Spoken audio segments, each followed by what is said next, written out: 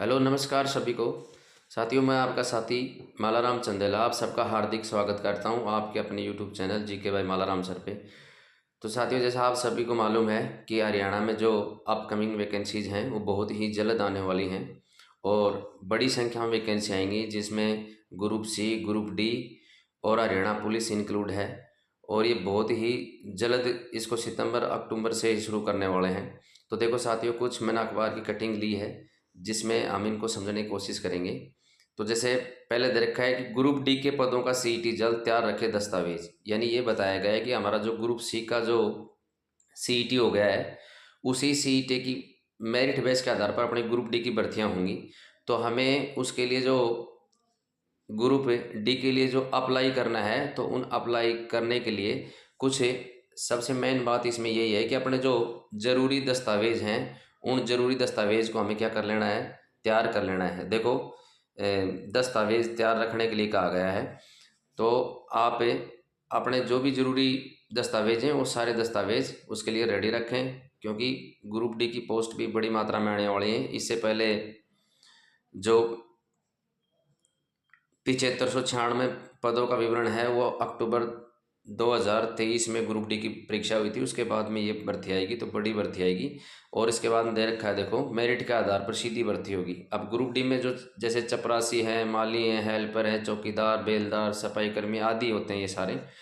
तो group D के लिए आवेदन अनिवार्य रूप से 10वीं की योग्यता होनी चाहिए और सीईटी पास करने के बाद आप कोई दूसरी परीक्षा नहीं देनी पड़ेगी। इन्हीं आपकी मेरिट के आधार पर नौकरी का इसमें प्रावधान है। तो सबसे मेन बात यही बताई गई है कि आप जो ग्रुप डी के लिए जो फार्म में जो आप अप्लाई करो, तो उसमें आप खुद करो, स्वयं फार्म भरें, जिससे आपके कोई गलती होने की संभावना न के बराबर हो तथा आपको किसी प्रकार की कोई परेशानी का बाद में सामना न करना पड़े। तो सबसे मेन था ग्रुप डी से रिलेटेड जो बता दिया गया है कि भाई आपको डॉक्यूमेंट्स अपने रेडी रखने हैं, कभी भी आपको आवेदन के लिए बोला जा सकता है।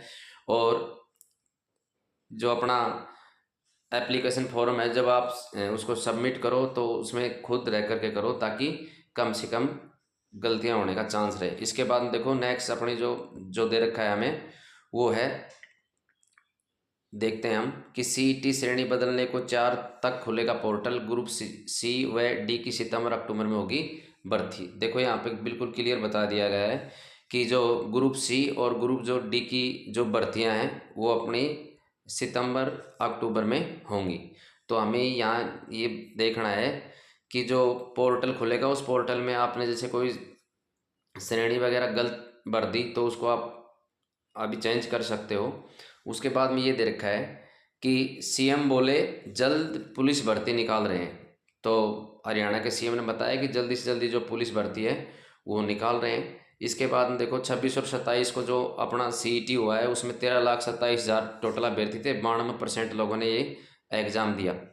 और जो ग्रुप और सी और डी के जो अकेले पद हैं वो हैं अपने 24,800 के, यानी 25,000 के लगभग पद तो ग्रुप सी और डी के हैं। इसके अलावा पुलिस भर्ती है वो अलग रहेगी।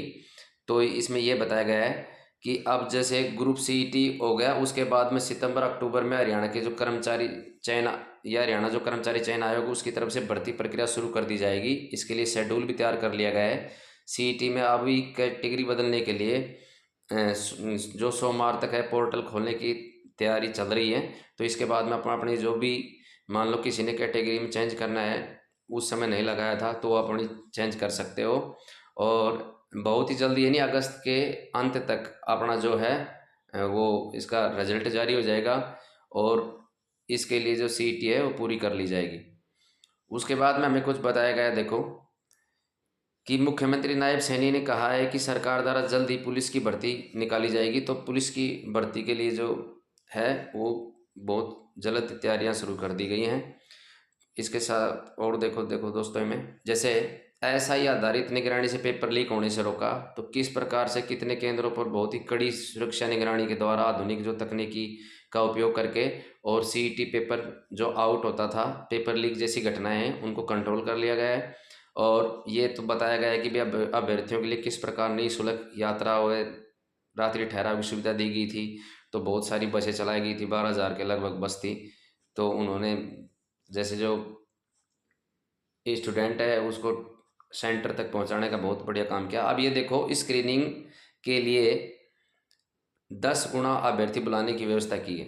तो सीईटी के लिए हरियाणा सरकार ने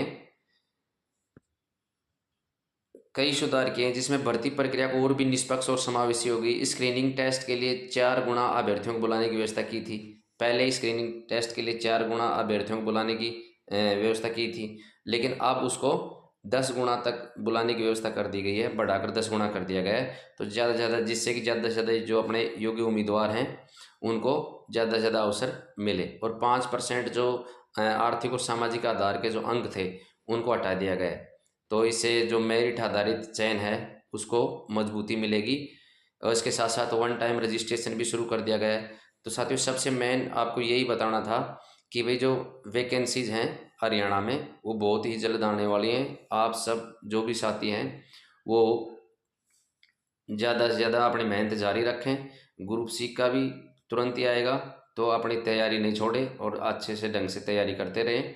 और साथियों, यदि आपको ये इन्फॉर्मेशन अच्छी लगी है तो आपका अपना चैनल है, आप इसको ज़्यादा से ज़्यादा सब्सक्राइब करें और वीडियो को ज़्यादा से ज़्यादा लाइक और शेयर करें। आपको Haryana GK, India GK, math, reasoning और इंग्लिश जैसी क्लासेस लगातार आपको ग्रुप सी के लिए भी मिलती रहेंगी। धन्यवाद।